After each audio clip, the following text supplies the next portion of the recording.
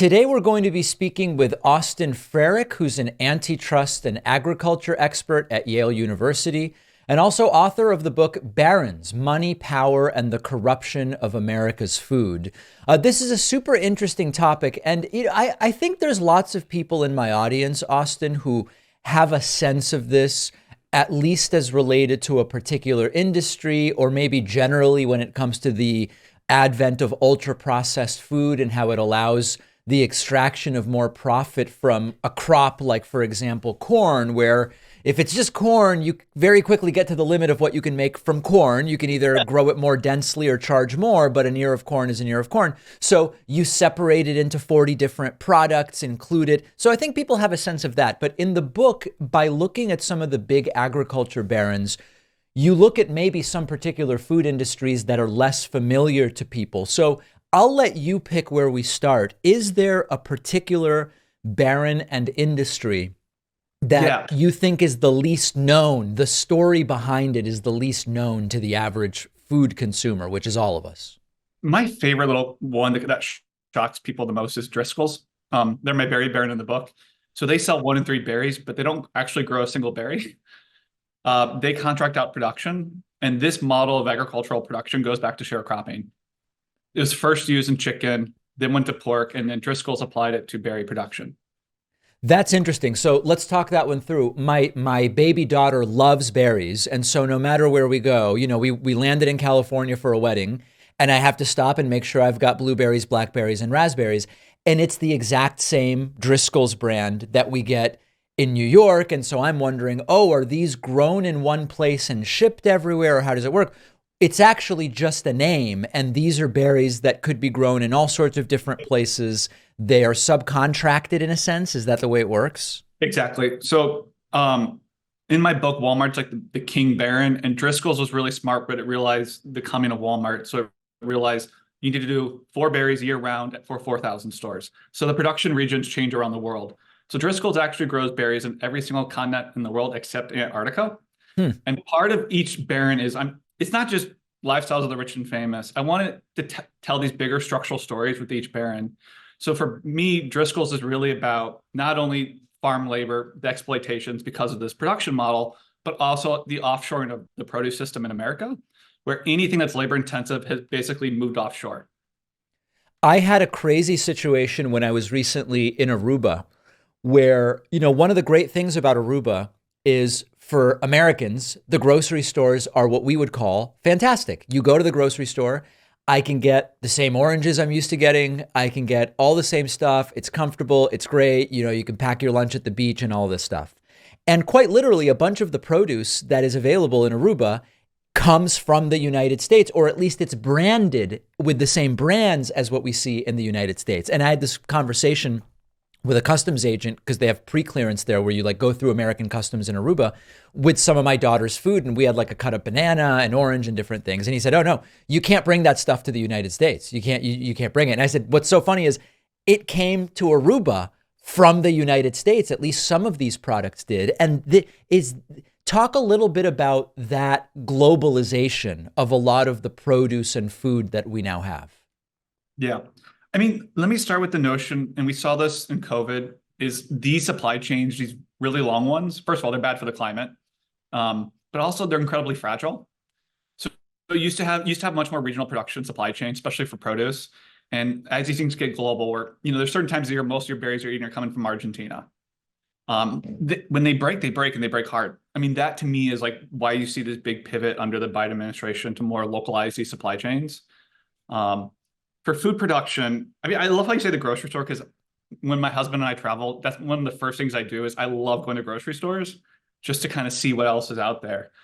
But it also kind of sterilizes the grocery store in a little bit. The thing that blew my mind was I went to Thailand after I graduated college, and there's so much more fruit out there than we realize. And that to me was one of the funnest things of buying random things. I had no clue what they were, but just trying it. Can you talk a little bit about, you said the way in which the actual harvesting takes advantage of workers and labor, isn't particularly good to workers.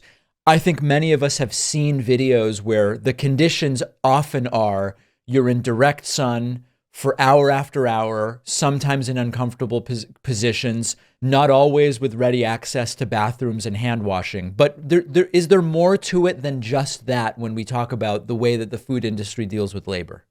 It's even worse. I would compare it to almost like a modern day plantation system. So Hmm. like for berry production, a lot of it's shifted to Baja California, to a region that gets as much rain as Death Valley, 3 inches a year. So this area was the aquifers were drained for berry production, and then Driscoll's built a desalination plant in the ocean for it. This area was sparsely populated for indigenous workers were then brought in. These are very kind of, you rarely see stories come out, these labor stories, but when they do, they're nasty. First of all, it's really hard to report on this. This is dangerous. There has been reporting in Reuters how Mexican gangs have like gotten into avocado production. But the LA Times did a great series called Made in Mexico, like maybe 5, 10 years ago at this point, but they're reporting how you have 12-year-olds working in these berry patches. And so honestly, to me, it reminds me of like the apparel industry. When that stuff moved to Southeast Asia, it almost became a norm for the industry to have these massive disasters every few years. And Hmm. you get kind of numb to it. That to me is like the big concern here. And then also, I should also note, it undermines people doing it right here. So all the progress, farm worker unions made in America and California is undermined by this production model because they're not playing on a fair field. When it comes to, I think that oftentimes there are those who focus on an animal rights perspective when it comes to food. And so you hear a lot about meat and you hear a lot about dairy. You hear about conditions, environmental impact, etc. And I think that's completely legitimate.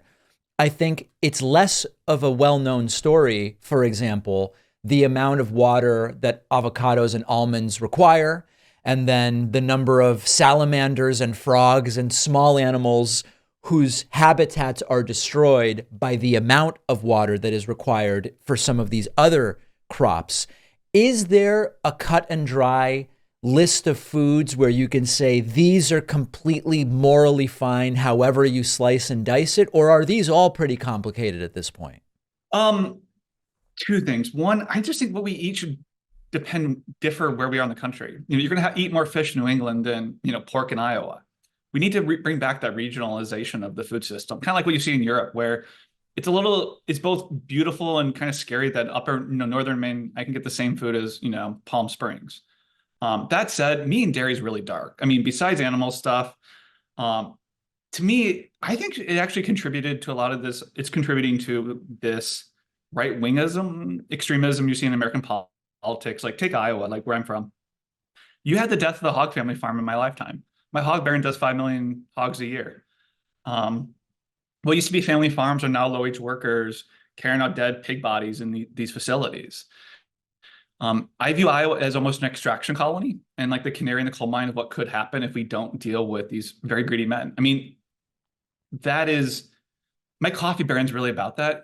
There's kind of this forgotten history in monopoly stuff where it's monopolists who usually finance fascists, and we saw the most extreme case is Hitler. His largest donor was IG Farben, a chemical monopoly, and so I kind of tell that story in that chapter. That to me is like the really dark undercurrent to this, is especially the meat and dairy production, because it's also these are living animals, and if not done well, I mean, there's so much labor, environmental, you name it, it's an issue in that field. So, how can the average person? I mean, I don't even know how to formulate this question, right? Because it's like, Yeah. okay, so the berries are a problem, the coffee is a problem, meat and dairy are a problem, avocados are a problem. I would argue soy is a problem in regard to the kind of monoculture impact it has on the land over which it's grown. I know, I guess we can kind of rank the degree to which these foods are problematic, and I'm guessing that there are some where the environmental concern is lower, but the labor rights concern is higher, for example, or the shipping footprint, or whatever. Does just buy local kind of solve all of it, and is that even really feasible, or like what does the average consumer do here? It's both. So just step back. A big point of my goal in my book was I really want to spend a lot of time at the end of where do we go from here? Because I think right now in this moment politically in America, people want hope. Like there is no positive vision, especially for rural America. And so you can critique the system, but where do we go from here? Post Right. neoliberalism. And I think people actually find that inspiring. And like for me, especially in the food production system, ethanol is going to collapse. I think that's one of the best things to happen. And the electric vehicles is going to do that. Put animals back on the land. That is such a good way to take the temperature down in the Midwest in these areas. It makes better food. It's a jobs program, you name it, that. But from like a structural thing, is both at the local level, what you can do individually is help your local farmer get, first of all, there are a lot of people doing it right. Like that is, don't, it's just you have a few greedy men holding us back. Get local procurement contracts at your school, at your college for the people doing it right. Because any farmer will tell you they don't really like doing the farmer's market. They get rained out. It's not consistent income. That contract with the college for carrots every week, that stabilizes their business. It rewards good people doing the right thing. At the same time, too, we got to do bigger structural things. I'm at the point now of just junking the farm bill. It's designed to overproduce grains at the expense of everything else.